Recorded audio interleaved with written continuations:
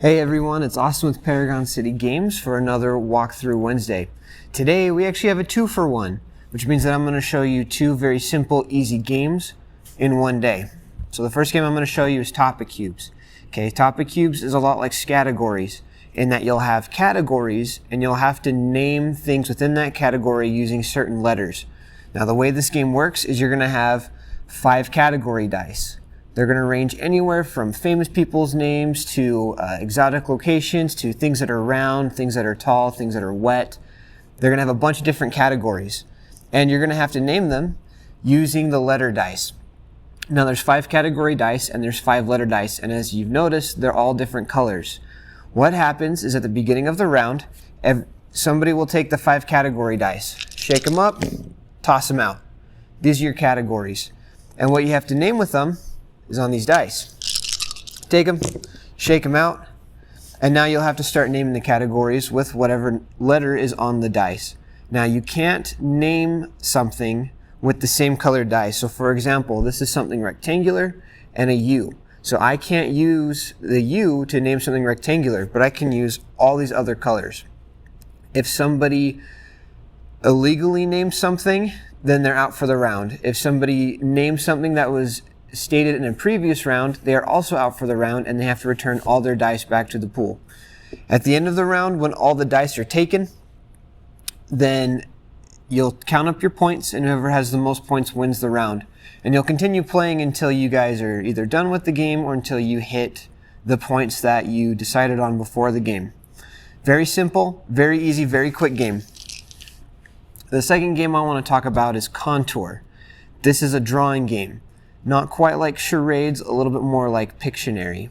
What'll happen is before the game starts, everybody will decide if you want to use the top, the middle, or the bottom portion of the cards. Now on these cards, there will be an object that you will need to draw.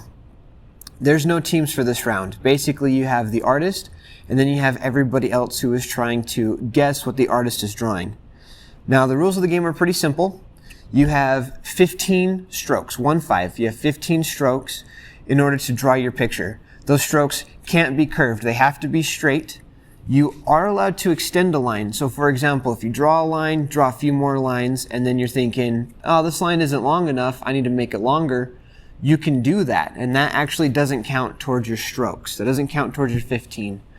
The other thing is you can't draw arrows, you can't put numbers, and you can't do letters in your drawing as well.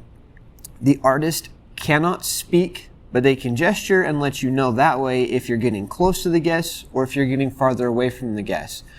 Now, if you have a pretty reasonable guess, so let's say you draw a tennis ball and somebody were to say, oh, tennis, right? But you're looking for a tennis ball.